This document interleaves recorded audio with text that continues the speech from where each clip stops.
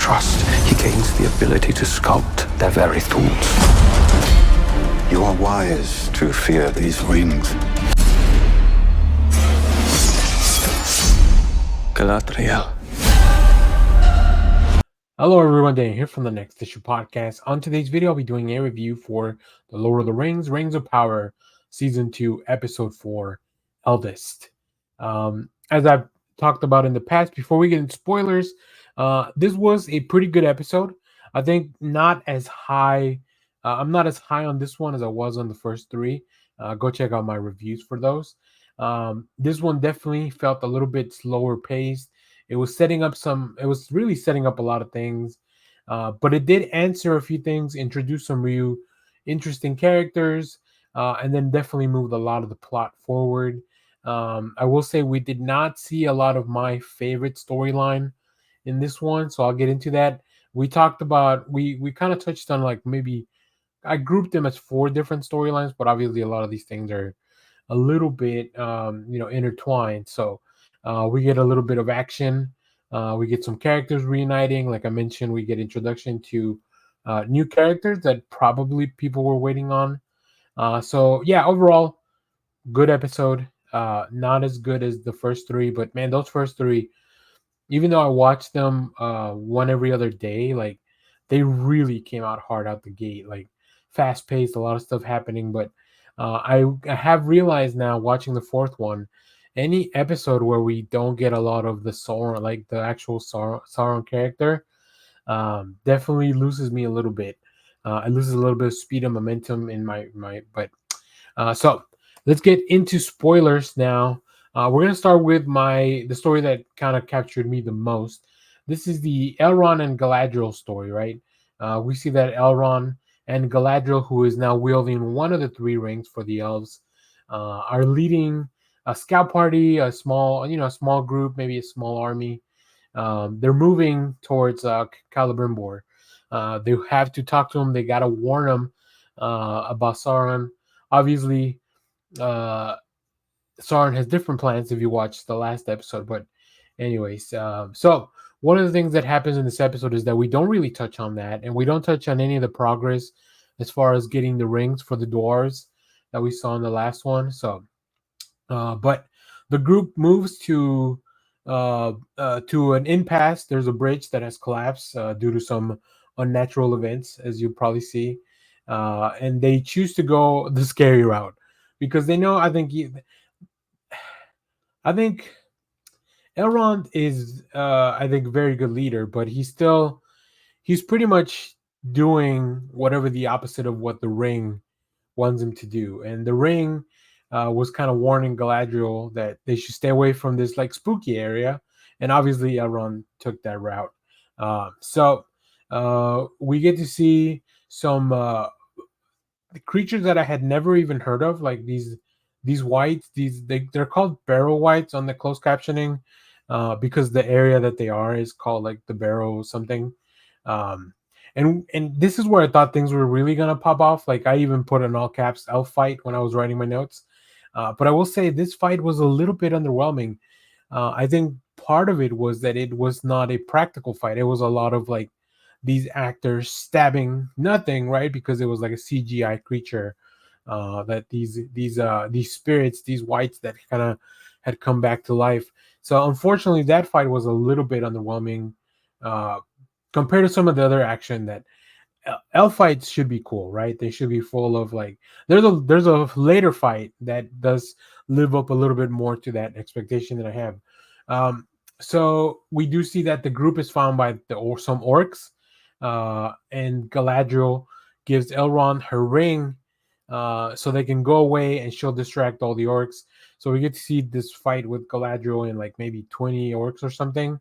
And she's got the upper hand for the most part until, of course, she's overwhelmed by the numbers and eventually taken down. And we do see at the end of the episode that Adar is finally there, and he's I put capture Galadriel. I mean, obviously, I don't know what's going to happen because that's kind of where the episode ended. But yeah, as of right now, Galadriel has been captured by Adar. So, all right, the next story I want to touch on real quick.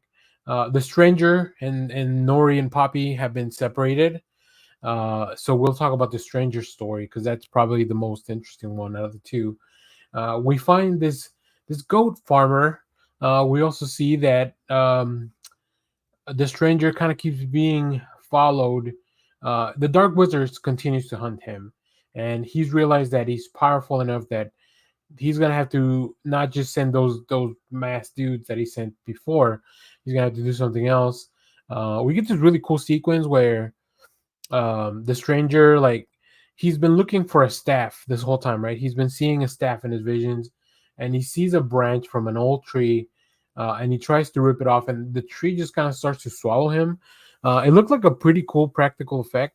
For the most part, I think that was a practical, like, and then we finally get to see that this goat farmer, this hermit that lives in the middle of nowhere, is Tom Bombadil. Now, I don't know anything about that character, but from speculation online and some of the people talking, like, he's a very important character. They even mentioned in the after show that Tom Bombadil is a very important character in the Lord of the Rings mythos. So he introduces himself. He's a little weird. He's a little quirky, but I think overall a very interesting character. And he begins to talk to the stranger about maybe his destiny. So we'll see where that ends up. It's going to be interesting. I like those two together. Um, so yeah, we'll see how that plays out. We get to see a little bit of more. We get to see some more magic in this episode, and that's kind of fun. We also see Isildur and Arondir as they're searching for Theo. They discover that Theo wasn't taken by the Wadling people, like I call them orc folks in the third one because they serve Adar. Um, and we also realize Arondir discovers that Estrad is a stranger. As they go searching for Theo, they get stuck in this like a quicksand mud pit, something like that, and we see this really cool mud, like just gigantic mud worm come out and try to eat him, but um, he had already swallowed Isildur and Arondir, and Arondir just kind of cut his way out with a sword. That looked really cool. We also get introduced to some talking trees, who are the ones that had Theo. So the gang makes a deal with the trees to try to find peace for the area.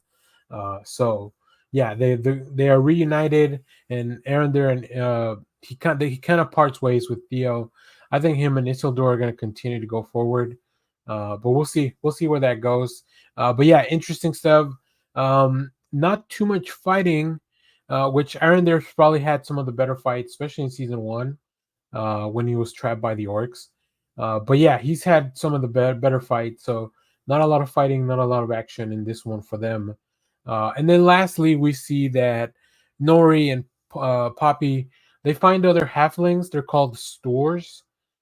This is probably the story that I'm least involved with right now, just the least interested in because they do a lot of lore about the halflings, and maybe this eventually all leads to hobbits. But I mean, I don't. That's not a thing that I need explained or whatever. So we'll see. We'll see how this plays out. They are ambushed by those masked men in the desert. For some reason, the Dark Wizard's still looking for Nori and Poppy, maybe to use them as leverage against the stranger. So we'll see how that plays out. But yeah, that kind of wraps it up. Like I said, that story I don't much care for. We get to see another different, group of halflings living in a different way, but still very similar to the Harfoot. We do kind of learn that the stores, I guess the Harfoot, were created or led by somebody that used to be with the stores. I don't know. I wasn't very clear on that. Like I said, this is probably one of the ones that I took the least notes on, so you can probably tell. So there you go. Yeah, overall, really interesting episode, really fun, and I can't wait to see where we go from here. I don't remember if the season is 8 or 10 episodes, but if it's 8, we're already halfway through the season, and that is wild. Yeah, Prime Video dropping 3 of them at once really speed things up. So we'll see where this goes. I'm going online to check out other people talking about this because I love the coverage that other people that are actually fans of the books and even bigger fans of the movies. Like, I like the movies, but I don't know all the lore. So I would say I'm kind of a middling Tolkien fan. So anyways, if you enjoyed this episode, let me know down in the comments. Let me know what else I've missed. Who is this Tom Bombadil? Not too big, not like don't go too deep into spoilers. Just let me know a little bit. I have an inkling, but there's a lot of characters that I feel like they are using as misdirects. So if you, as always, thank you for watching, everyone. Remember to share, like, subscribe, hit the bell so you know when we go live. That is most Saturdays, 10 a.m. Central Standard Time. Stay tuned. We have more comic reviews, trailer reactions, TV recaps, all that fun stuff in the channel. Thanks for watching, everyone. Bye-bye.